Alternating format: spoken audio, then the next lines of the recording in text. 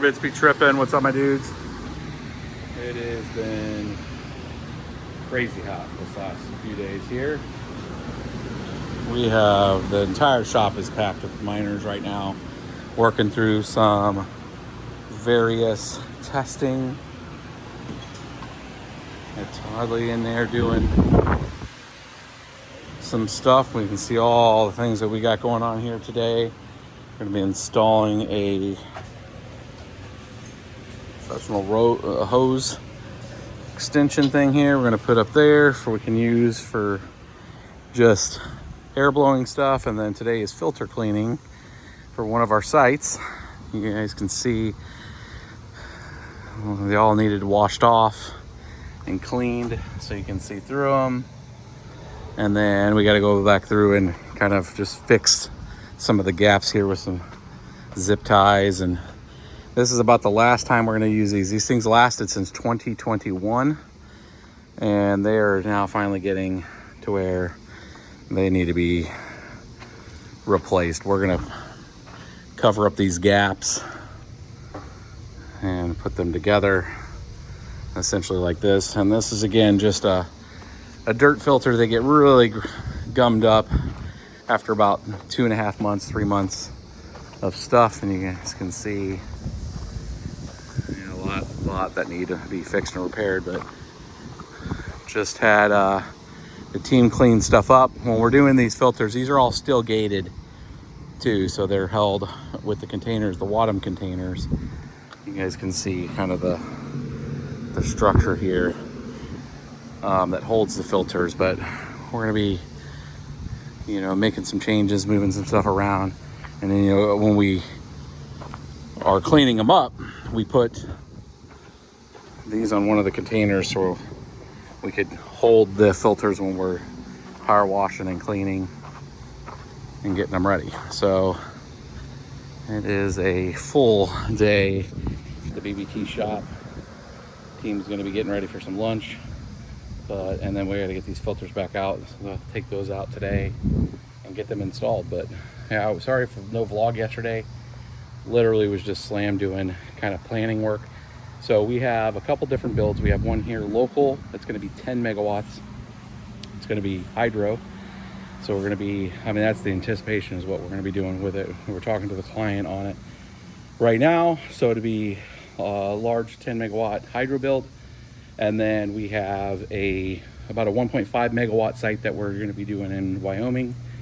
So we're going through all the planning stages of that right now. We got all the pricing related to power and the schedule and all that. So now we're working with that build too. So that's 11.5 megawatts of new Bitcoin mining that's going to be coming online here no later, really October, November. It just really depends on availability for some of the parts, and we still have to go through some approvals to get that stuff done.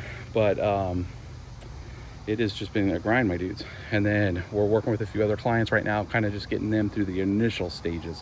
So folks that don't understand what we do, so Bitsbetrippin, and we're going to be updating our website and stuff to show it. By and large, these days, we're mostly like professional consulting. So we've been in this space for a long time. We have our experiences, and we take it from more than just a normal operator kind of point of view.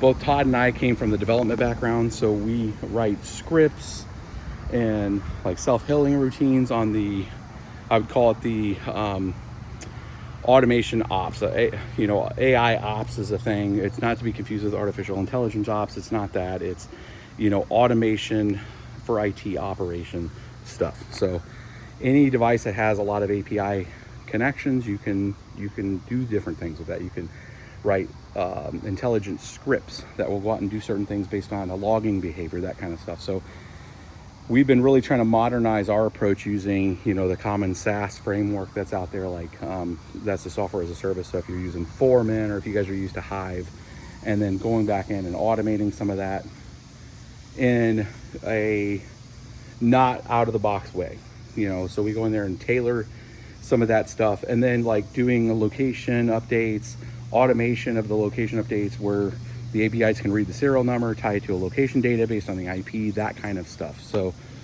it just streamlines finding, as we've over time gotten better at understanding on what the ebb and flow of the operational side is, at scale, being able to go in there and automate it just to prevent a lot, of people just kind of blindly going into a container or a site and not knowing exactly where to go, because sometimes the auto blink features and all that kind of stuff just doesn't work.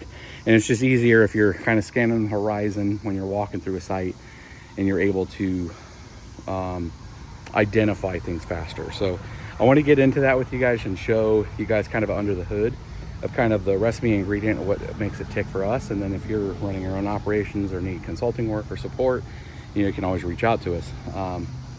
And we can work out, just a 3-hour, 10-hour retainer or something like that.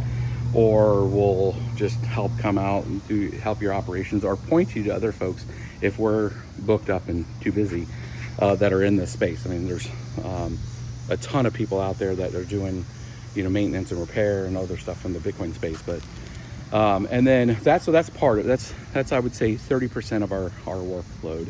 And then there's 30% of the workload that is, I would say, true consulting, new business work, or understanding and clarification of just this proof of work space, cryptocurrency in general. We've done things where we did a 3-month thing for a bank, just to get them up to speed on what crypto is and how does it work and how would it help their customers if they were to integrate access to, let's say, a hot wallet. And then, they are going to be a custodial. Now, I know all you Bitcoin bros out there that are not your keys, not your coins, I understand. But this is really for a product for like parents or people that are not going to just go through the due diligence of understanding how Bitcoin works, but wants to be part of this because they also don't want to be left behind. So there is custodialship, opportunities for them to be able to take a position. And as banks start to vertically integrate the various blockchains into their portfolios, that gives them, hot, cold, warm wallet access to, if a customer wants to take part of their capital and just diversify it into Bitcoin. So we'll go in there, help let the banks understand. We've pointed, other companies and stuff out with, if I'm talking like pairing up, a consultant with like CASA as an example. So we had the bank, one of the banks we were working with was not in the US, and there's various things you can do in the US. And then there's various things you can't do in the US if you're a US citizen, and, because of the Bank Secrecy Act, you can't like provide certain technologies, that kind of thing. But you can definitely educate people on the ins and outs of the, public blockchains and that kind of thing. But, there's certain things that, we weren't going to do, but like CASA, for instance, would do, from like multi-key storage, that kind of stuff. So again, like pairing people up with those kind of technologies, that's kind of part of our other stack, is that we're not trying to take all the business. We're trying to also pair it up with other, no affiliated linkage to like CASA as an example. But like we reached out to them, years ago, set up an arrangement to where if somebody's wanting to do multi-key storage, if it's family members, any of that kind of stuff, we point them to CASA. They have experience in that space, but, kind of help clients get to what they need. We've helped people recover wallets. We've helped a lot of those kind of consulting work. So we do a ton of that work too. So it's just things that I just haven't covered with you guys on the channel. And that's where a lot of our attention has been, is really the adoption curve for folks at a very individual or company level. Is a lot of the consulting work we do too. Just from being in the space for a long time and coming from a coding background and understanding the architecture and the design and the risk and the security and those aspects to make sure people are acutely aware on how to act on it. So again, just a quick vlog. Kind of quick vlog.